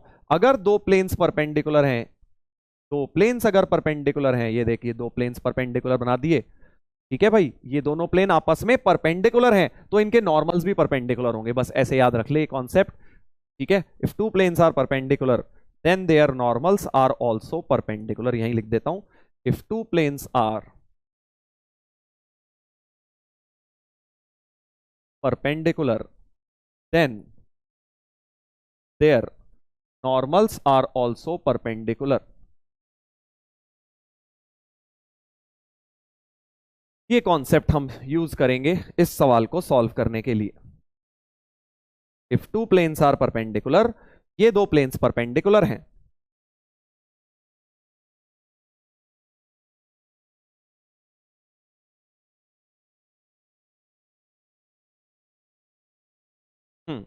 तो नॉर्मल, अब कौन सा वाला प्लेन निकालना है? मान ले ये वाला गिवन है, ये वाला गिवन है, कोई भी मान ले यार, चल ये वाला गिवन मान लेते हैं। ये मान ले, लिखने की जगह है 2x minus Y plus Z plus 5 बराबर 0, ये प्लेन गिवन है, और जो निकालना है उसको रंग बिरंगा कर देता हूं, ये निकालना है मुझे, ठीक है sir. Equation of plane passing through 1 1 1 and this, तो दो पॉइंट्स तो दिए हुए हैं, एक दिया है 1 1 1 और दूसरा दिया है 1 -1 -1। ए और बी दो पॉइंट्स प्लेन पर दिए हैं, ऐसे समझ ले, समझा बेटा? ठीक है, तो दो दो पॉइंट दिए हैं। देख हमेशा अगर तू प्लेन्स में फंसेगा तो इसीलिए फंसेगा कि उल्टा नहीं सोच रहा। उल्टा मतलब पॉइंट दिया है, दो दो दिए हैं सर, एक भी क्यों, दो दिए हैं। क्या क्या चाहिए होता है प्लेन की इक्वेशन निकालने के लिए? पॉइंट, एक पॉइंट और नॉर्मल। पॉइंट तो दो दो हैं, अगर इसका नॉर्मल एन वेक्टर मिल जाए तो बात बन जाएगी, है ना। एन वेक्टर मिलते ही सवाल सॉल्व है। एन वेक्टर कैसे आएगा? देख पहली बात तो क्योंकि इसका और इसका नॉर्मल n1 मान लेता हूं, ये जो 2 -1 1 है, n1 वेक्टर क्या है 2i cap minus J cap plus K cap, है ना। 2 -1 1 एक्स वाई जेड कोफिशिएंट जो प्लेन में है वही इसका नॉर्मल वेक्टर है। तो पहला कॉन्सेप्ट तो मैं ये सोच रहा हूं दिमाग में, n जो है n1 के परपेंडिकुलर है, n is perpendicular to n1। ये अभी बताया दोनों प्लेन्स परपेंडिकुलर हैं तो उनके नॉर्मल्स भी परपेंडिकुलर होंगे, ठीक है। अब कुछ लोग कह रहे हैं सर ऑप्शन आ गया, मैच कर गया, इतने सही करने से आ गया, तो देख जे इतने आसान नहीं देगा, ठीक है। अभी ऑप्शन पे मत जा, ये मत सोच ऑप्शन दिए हुए हैं, ऑप्शन सिर्फ मैं इसलिए लाता हूं ताकि पोल में तुम्हें इजी रहे, ठीक है। बट अभी ऑप्शन मत जा, पूरा प्रॉब्लम सॉल्व करेंगे क्योंकि जेई में कई बार ऑप्शन हो सकता है ना हो, कुछ और दे दे वो बना के। तो अब एक और बात, ए बी के बी, तो ए बी वेक्टर तो निकाल लेगा? हाँ सर निकाल लूंगा A B vector. A B के भी तो नॉर्मल परपेंडिकुलर ही होगा, समझा क्या कह रहा हूं? कि जो ए बी वेक्टर है वो तो है प्लेन के अंदर और नॉर्मल तो ऐसे बाहर जा रहा है, एन वेक्टर तो ऐसे बाहर जा रहा है, तो ए बी भी नॉर्मल के परपेंडिकुलर है। So N vector is perpendicular to A B also. इन दो बातों से क्या मिला बेटा? इन दो बातों से क्या कंक्लूड कर सकते हो? इन दो बातों से क्या कंक्लूड कर सकते हो कि सर क्योंकि n इसके भी परपेंडिकुलर है, n इसके भी परपेंडिकुलर है, मतलब n इन दोनों के क्रॉस से मिल जाएगा। आया ना मजा? कैसे देख वेक्टर यूज हो रहा है कि n वेक्टर जो आएगा वो n1 और ab के क्रॉस प्रोडक्ट से आ जाएगा। ये फंडा बहुत काम आता है बेटा, एक वेक्टर जो दो वेक्टर के परपेंडिकुलर है क्रॉस से मिल जाता है, आज पहले भी यूज किया था ये, समझ गया? क्योंकि ये जो ए बी वेक्टर है ये इस प्लेन में होगा और नॉर्मल परपेंडिकुलर, तो ए बी के भी परपेंडिकुलर है, तो बस ए बी का वेक्टर लिख ले। ए बी का वेक्टर क्या हो जाएगा? 1 -1 0, जैसे मर्जी कर ले, 0 आई कैप 2 जे कैप और 1 2 के कैप, ये वेक्टर हो गया ए बी,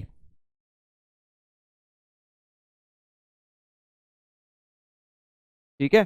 तो अब n1 और ab का क्रॉस प्रोडक्ट से n आ जाएगा क्योंकि n दोनों के परपेंडिकुलर है, n वेक्टर मिल जाएगा i j k, cross product निकाल रहा हूं, पहले ये लिख लेता हूं 0 2 2, आसान सा है, फिर ये लिख लेता हूं n1 2 -1 1, कोई भी पहले लिख लो फर्क नहीं पड़ता क्योंकि ऊपर की जगह वो नीचे वाला इधर वाला मिल जाएगा, डायरेक्शन क्रॉस प्रोडक्ट की ऊपर की जगह नीचे आ जाएगी, फर्क नहीं पड़ता। Sir can we say N is parallel to second plane? No we can't.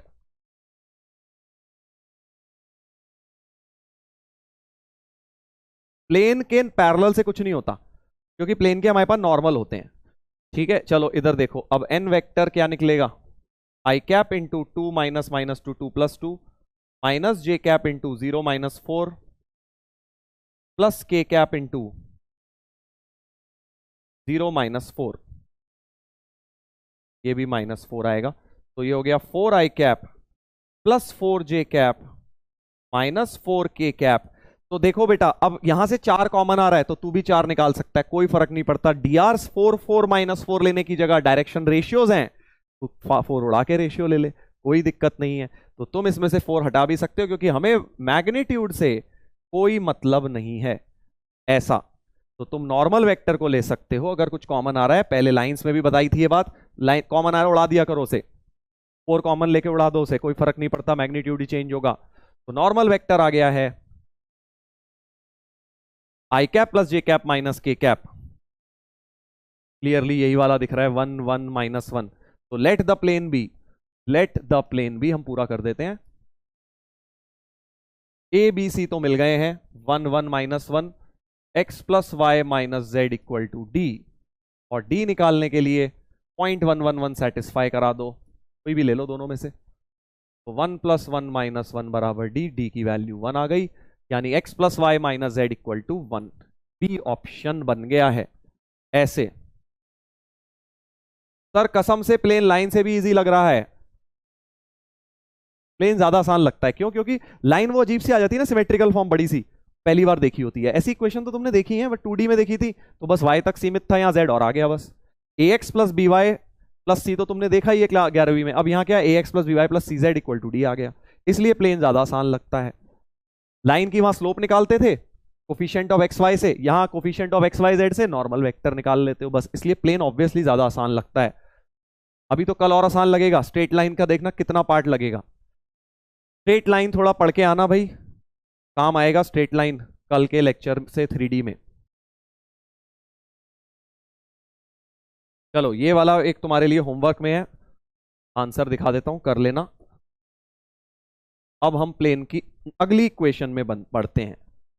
Plane की बेटा अलग अलग फॉर्म्स होती हैं, देख चल एक ये भी कर लेते हैं। If the plane cuts rectangular axis, rectangular का मतलब होता है X Y Z axis, coordinate axis को रेक्टेंगुलर एक्सिस भी बोलते हैं। एट एबीसी, एक प्लेन जो है कोऑर्डिनेट एक्सिस को एबीसी पर कट कर रहा है,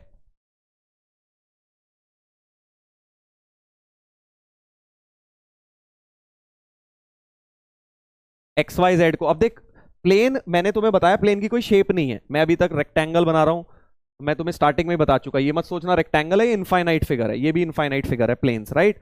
बट क्योंकि अब वो कह रहा है रेक्टेंगुलर एक्सिस को एबीसी पे कट कर रहा है, एक्स एक्सिस को ए पे, वाई एक्सिस को बी पे, और जेड एक्सिस को सपोज सी पे, तो मैं इस बार इसे ट्राइंगुलर बना देता हूं ताकि इजी रहे। मैं तुम्हें ये बात पहले ही बता चुका हूं कि प्लेन्स की कोई शेप नहीं है, वो इनफाइनाइट फिगर है, बट क्योंकि 3 पॉइंट्स की बात कर रहे हैं, ट्राइंगल भी एक प्लेन ही बन गया। वॉल्यूम ऑफ टेट्राहेड्रन ओएबीसी, क्या आपको ओएबीसी एक टेट्राहेड्रन दिख रहा है? दिख रहा है तुम्हें टेट्राहेड्रन? वो क्या है? ओरिजिन, ये देख अंदर, तो ये ऐसा कुछ है, ओरिजिन पीछे की तरफ है, प्लेन ऑफ बोर्ड में नहीं है, वो पीछे है ऐसे समझ, और ये आगे आ रहा है ऐसे, समझा? ये जो प्लेन है बेटा ये आगे की तरफ निकल के आ रहा है ऐसे, ए बी सी। तो एक टेट्राहेड्रन सा तुम्हें दिख गया होगा जो इस तरह से पड़ा हुआ है, समझ गए? ये ऐसे, ये तो उसकी 3 साइड हो गई, और फिर ये बाहर ट्राइंगुलर फेस ऐसे आ रहा है उसमें, ये बाहर ट्राइंगुलर फेस आ रहा है, ये पीछे है, ओरिजिन पीछे की तरफ है, तो एक टेट्राहेड्रन सा बन गया है। दिख रहा है सर? दिख गया ना भाई, देख ओरिजिन अंदर है और एबीसी बाहर है ऐसे, तो 3D में एक टेट्राहेड्रन बन रहा है जिसका वो एक टॉप फेस वो ओरिजिन वाला एक पॉइंट है। और टेट्राहेड्रन की वॉल्यूम निकालनी है, देख क्या होती है volume of tetrahedron? 1/6 box ABC होती है ना भाई, 1/6 बॉक्स एबीसी होती है, याद आया कि नहीं? एबीसी निकालना रह गया है बस। अब कैसे निकालूंगा? देख प्लेन में, प्लेन एक्स एक्सिस को कहां कट कर रहा है? जहां वाई और जेड 0 होते हैं, क्योंकि एक्स एक्सिस का पॉइंट क्या होता है? x, 0, 0। तो तुम क्या करोगे, जैसे यार 2D में नहीं करते थे, ये लाइन है, ये पॉइंट निकालना है तो y 0 डाल देते थे, अब इसमें y z दोनों 0 डाल दो, तो for point A Y Z दोनों 0 डाल दो तो x क्या 2 आ जाएगा। ठीक है, 2 0 0, तो ये जो पॉइंट है वो 2 0 0 हो गया, 2 0 0 हो गया ऐसे, राइट। सिमिलरली बी कैसे आएगा, बी को अगर वाई एक्सेस माना है तो x और z 0 डाल दे। तो अब ये थोड़ा सा तुमको लगेगा सर ये क्या हो गया, x और z 0 डालूंगा, y -2 आ रहा है, का मतलब समझ गया ना, वाई एक्सेस में नीचे को कट कर रहा था वो, कोई फर्क नहीं पड़ता, हम तो फिगर बना रहे हैं बस एक रफ। 0 -2 0 मतलब नीचे की तरफ वाई एक्सेस को कट करता, और z एक्सेस का मतलब x और y 0, तो ये भी 0 0 2 हो गया, राइट। बस अब क्या है, 3 वेक्टर आ गए। ए वेक्टर क्या होता है, बेसिकली ए की जगह ओ ए वेक्टर है, ओ ए वेक्टर, ओ बी वेक्टर और ओ सी वेक्टर। ओ ए वेक्टर क्या है, ओ ए वेक्टर तो 2 आई कैप है, 2 आई कैप है, 2 I cap. O B vector तुम्हारा क्या है, -2 जे कैप है, ओ सी वेक्टर तुम्हारा 2 के कैप है। इसका बॉक्स लेके 1/6 से मल्टीप्लाई करना है, वॉल्यूम आएगी, और मॉड भी लगा देंगे क्योंकि वॉल्यूम कहीं नेगेटिव ना आ जाए, वो चल बाद में लगा लेंगे। अब कर लोगे, सोचो बॉक्स प्रोडक्ट क्या होता है, this cross this dot this, कर देता हूं चल, 2 I cap cross -2 J cap dot 2 के कैप। पहले तो 2 2 2 बाहर निकालो, 2 2 2 8/6, आई और माइनस भी आ गया, माइनस तो मॉड है उड़ा दो, आई क्रॉस जे डॉट के।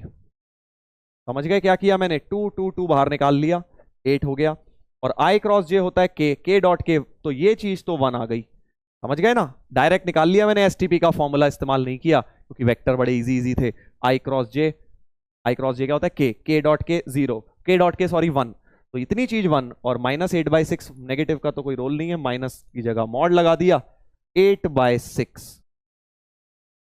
तो वॉल्यूम ऑफ दिस टेट्राहेड्रन बन गई 4/3 ऐसे। ये जो टेट्राहेड्रन बन रहा है कोऑर्डिनेट एक्सिस के साथ हमेशा, तो इस क्वेश्चन से तुमने बड़ी प्यारी चीज सीखी जो आगे भी लगेगी कि जब भी एक प्लेन कोऑर्डिनेट एक्सिस के साथ मिलता है तो ओरिजिन को साथ वो एक टेट्राहेड्रन बनाता है। ये चीज बहुत बार आगे लगाएंगे हम।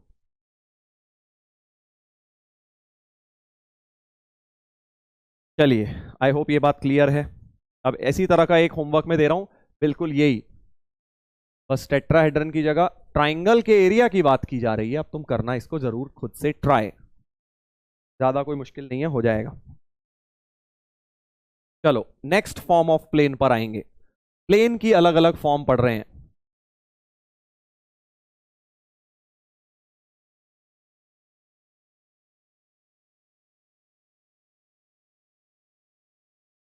हाँ, अब हम क्या कर रहे हैं, equation of plane passing through 3 points. देख 3 पॉइंट से तुझे पता है एक ट्राइंगल बन जाएगा अगर नॉन कोलिनियर है, obviously 3 non collinear points. Collinear दे दिया फिर तो लाइन आएगी, प्लेन नहीं आएगा। 3 नॉन कोलिनियर पॉइंट से हमेशा एक ट्राइंगल बन जाएगा। हाँ सर, और अभी मैंने बताया था ट्राइंगल क्या है, प्लेन ही तो है। Triangle is nothing but a plane. तो जैसे 2 पॉइंट से एक लाइन मिल जाती है ना, 2 पॉइंट फॉर्म ऑफ लाइन पढ़ी थी तुमने 3D में भी 2D में भी, 2 पॉइंट फॉर्म ऑफ लाइन, वैसे ही 3 पॉइंट से एक प्लेन मिल जाता है। प्लेन के ऊपर 3 पॉइंट, अब जरूरी नहीं है ट्राइंगल ही बनाए, जैसा मर्जी शेप बना ले, मैंने तुझे बताया प्लेन की कोई शेप नहीं होती। ठीक है, तो इसके ऊपर 3 पॉइंट्स गिवन है, इसके ऊपर 3 पॉइंट्स बेटा गिवन है हमको, ये प्लेन है, इसके ऊपर 3 पॉइंट्स गिवन है। सपोज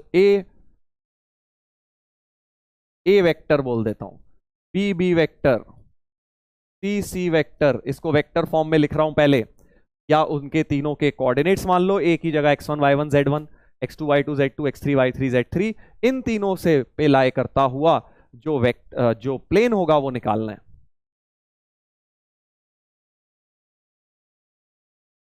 हाँ, तो अब देख एक आंसर इसका, एक तरीका ये हो सकता है कि सर ये तो बड़ा आसान है क्योंकि ए बी वेक्टर निकाल लूंगा, ए बी वेक्टर निकाल लेगा, हाँ, और ए सी वेक्टर भी निकाल लूंगा, दोनों का क्रॉस लेके नॉर्मल आ जाएगा, समझा। क्योंकि ये दोनों पॉइंट्स, तीनों पॉइंट्स गिवन है, ए बी वेक्टर निकाल लूंगा, दिस माइनस दिस करके ए बी वेक्टर आ जाएगा, राइट। ए सी वेक्टर आ जाएगा, हाँ आ जाएगा सर। और उनका क्रॉस लेके नॉर्मल वेक्टर निकला है, क्योंकि आपने बताया प्लेन निकालने का मतलब नॉर्मल निकाल ले। नॉर्मल आ गया सर, फिर तो बल्ले बल्ले हो गई, क्योंकि पॉइंट तो वैसे ही तीन तीन है, एक चाहिए होता है, तीन है। तो normal vector A B cross A C से मैं निकाल सकता हूं। ये भी सही है तरीका, कोई दिक्कत नहीं है, बट इससे आसान तरीका बता रहा हूं मैं तुम्हें।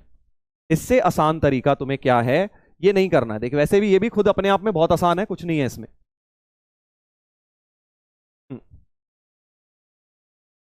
सर क्या कभी एक पॉइंट जीरो नहीं होगा? ओरिजिन हो सकता है, कोई दिक्कत नहीं है। क्या है, x1 y1 z1 की जगह 0 0 0 भी हो जाए, कोई दिक्कत नहीं है। हम तो जनरल के लिए कर रहे हैं, तो हम ये मेथड नहीं फॉलो कर रहे, क्रॉस प्रोडक्ट निकाल के नहीं कर रहे हैं हम, ठीक है। थोड़ा लंबा है, इससे बेटर हम क्या करेंगे, देख हम इसमें जो कॉन्सेप्ट लगाते हैं, क्यों इसे अलग से कौन थ्योरी में बता रहे हैं। एक p वेक्टर ले लो r, वही एक वेरिएबल पॉइंट r वेक्टर ले लिया वेक्टर फॉर्म में, नहीं तो कार्टेशियन फॉर्म होगी तो एक्स वाई जेड ले लूंगा, ठीक है। तो अब मैं क्या कह रहा हूं, क्योंकि ये चारों पॉइंट्स क्या हैं, कोप्लेनर हैं। ध्यान से सुनियो क्या कह रहा हूं, एक्चुअली है वही चीज, अगर तुम ध्यान से सोचो तो कोप्लेनर का मतलब होता है कोई से भी तीन वेक्टर उठा के कोप्लेनर कर दो। भाई ये सारे वेक्टर किस में आ रहे हैं, इसी नीले प्लेन में आ रहे हैं, यानी ये तीनों वेक्टर कैसे हैं, कोप्लेनर वेक्टर हैं। तो can I say that P A vector, A B vector and A C, कोई से भी तीन लिख लिए बस। पी मैं तुझे थोड़ी सी प्रो टिप दे रहा हूं क्वेश्चन इजीली सॉल्व करने के लिए, पी को एक ही में ले। पी यहां ले लिया पी ए, तो इनको फिक्स रख ले, कांस्टेंट रख ले, ए बी ए सी कर लिया, चाहे ए बी बी सी कर ले, कोई फर्क नहीं पड़ता। आर कोप्लेनर, और कोप्लेनर कोप्लेनर की कंडीशन क्या होती थी, एसटीपी जीरो। एसटीपी जीरो होता है, यानी box product box P A B A C zero हो जाएगा। पी ए वेक्टर क्या है, R minus A, R minus A B vector क्या है, B minus A C vector क्या है, सी माइनस ए। इनका बॉक्स उठा के जीरो रख के प्लेन की इक्वेशन हमें बड़ी आसानी से मिल जाएगी। ऐसे करेंगे हम, ये ज्यादा शॉर्ट पड़ेगा बेटा। Equation of plane in 3 point form के लिए तुम तीन वेक्टर उठाओगे, आर वेक्टर जो वेरिएबल है उसे सिर्फ एक ही जगह रखोगे। देखो पी को मैंने बस यहां रखा, क्यों सर यहां क्यों नहीं, अभी सब समझ आएगा क्वेश्चन में। और फिर उनका बॉक्स जीरो रख लोगे। चलो क्वेश्चन से समझ लेते हैं अब इस कॉन्सेप्ट को, ठीक है। चल इसकी कार्टेशियन फॉर्म भी पहले बता देता हूं, फिर क्वेश्चन कराता हूं। ये तो वेक्टर फॉर्म हो गई, कार्टेशियन फॉर्म में क्या होगा, कुछ नहीं होगा भाई, बस पीए वेक्टर की जगह कार्टेशियन फॉर्म में क्या आ जाएगा, ये तो हो गई वेक्टर फॉर्म। कार्टेशियन फॉर्म में बेसिकली पीए वेक्टर में क्या हो जाएगा, अब सोच, तुझे बस क्या करना है, इसको अब कार्टेशियन के लिए एक्स वाई जेड ले लेना है, इसको x1 y1 z1 ले लेना है। तो पीए वेक्टर क्या हो जाएगा, x minus x1 I cap plus y minus y1 j cap plus z minus z1 k cap.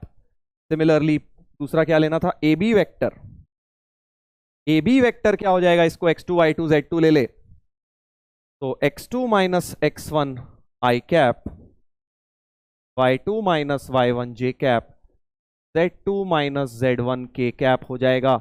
और फिर थर्ड AC लिखना था, AC वेक्टर भी लिख लेता हूं यहीं पे। AC vector, AC vector, AC vector हो जाएगा x3 minus x1 I cap plus y3 minus y1 j cap. समझ गया, आगे कर लियो यार, z3 minus z1 k cap. और अब इन तीनों को क्या करना है, इनका STP जीरो रखना है, STP जीरो रखना है, राइट। यही तो करा था यहां, बॉक्स प्रोडक्ट जीरो, क्योंकि कोप्लेनर है।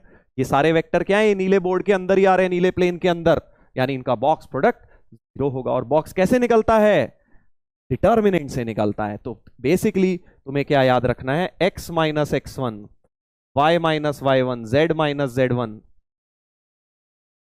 x2 minus x1 y2 minus y1 z2 minus z1 x3 minus x1 y3 minus y1 z3 minus z1 का डिटर्मिनेंट जीरो हो जाएगा।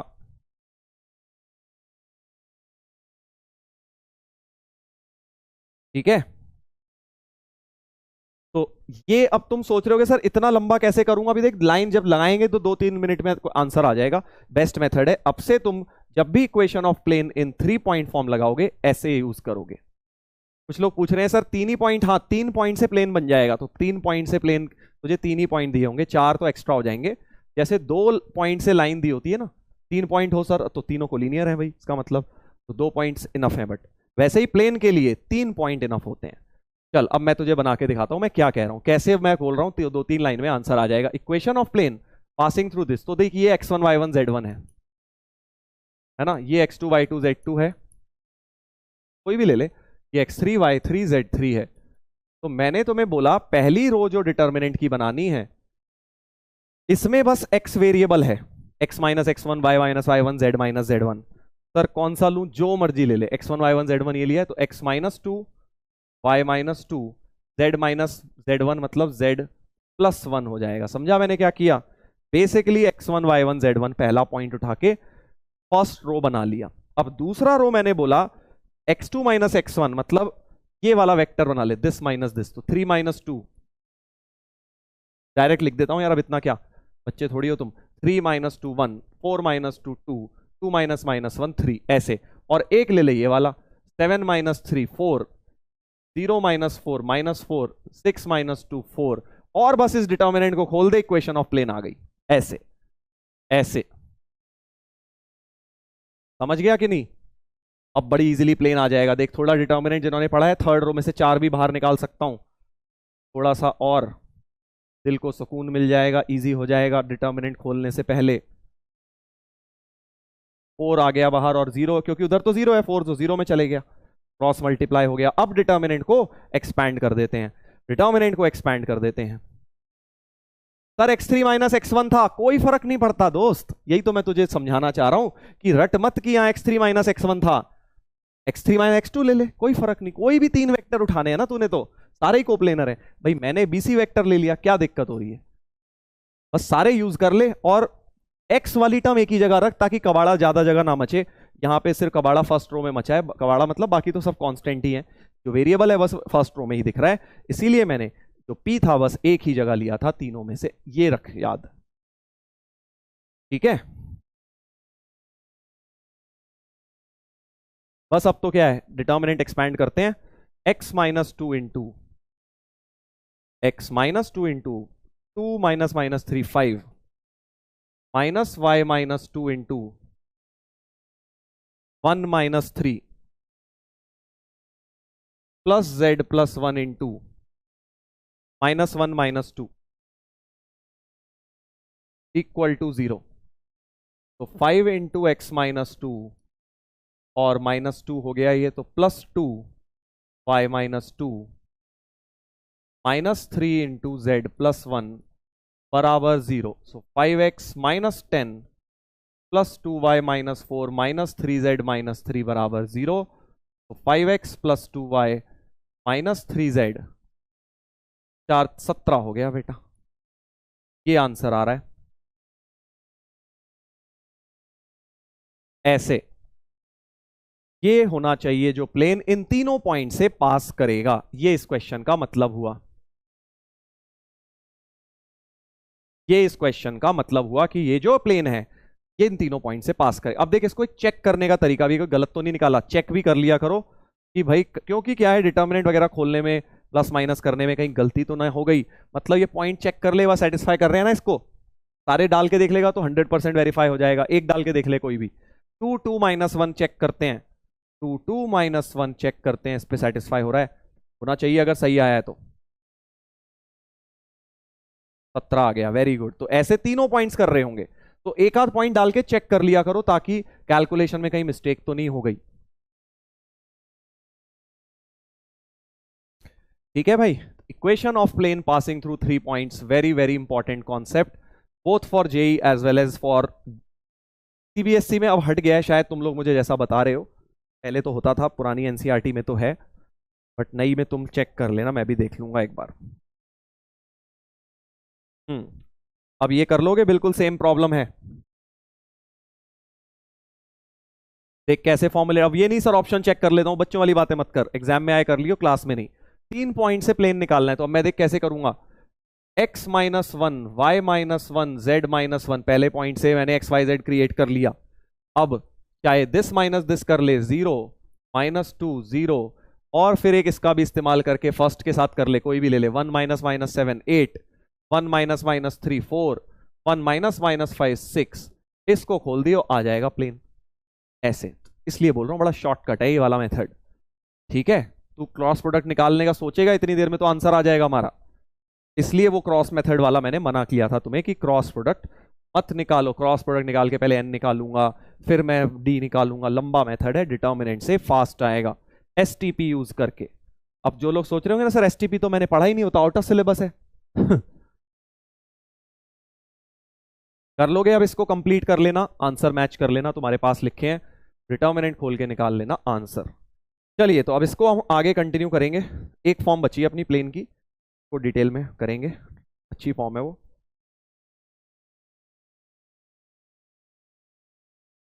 चलो एक ये वाला क्वेश्चन तुम्हें होमवर्क के तौर पे दे रहा हूं,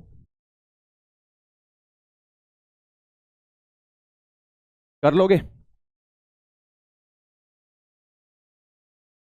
equation of plane containing this and the point this.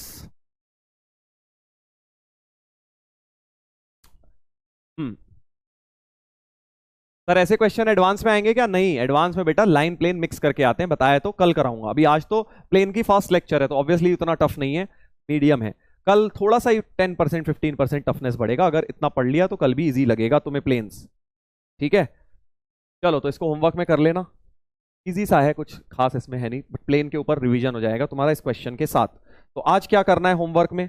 Homework में बेटा आज प्लेन्स का कुछ काम नहीं दे रहा हूं, कल दूंगा डीबीबी प्लेन की। आज तुम एनसीईआरटी की लाइंस का पार्ट कर लेना। 11.1 11.2 में बढ़िया करके लाइंस दिया हुआ है अच्छी तरह से। ठीक है, इक्वेशन ऑफ लाइंस 11.1 में तो आई थिंक सिर्फ डीसीज डीआरस हैं, 11.2 में बढ़िया करके lines, skew lines, minimum distance, सारी चीजें जो जेई के लिए करी हैं सब इसमें है। बट पहले कल वाला लेक्चर लगा लेना जो तुमने कल मिस किया है, जो कल बीत गया, वो वाला बैकलॉग जो है, उसके बाद ही ये वाली एक्सरसाइज करिएगा। लाइंस के ऊपर है, प्लेन्स का काम कल दूंगा। प्लेन्स का काम बस ये है, रिवाइज कर लेना, नोट्स बहुत रहेगा।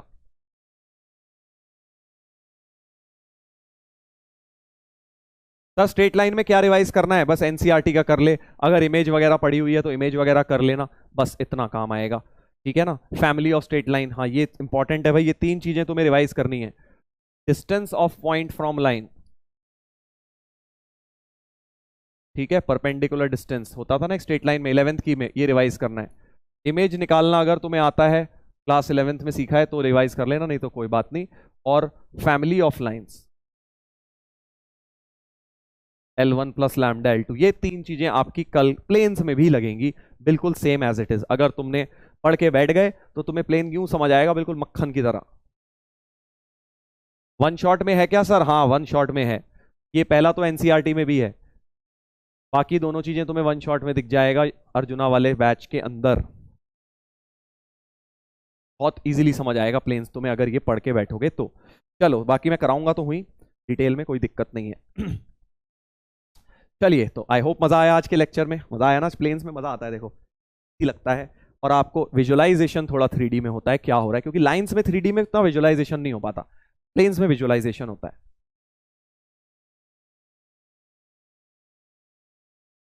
ठीक है, चलिए तो मिलते हैं हम कल के लेक्चर में बच्चों।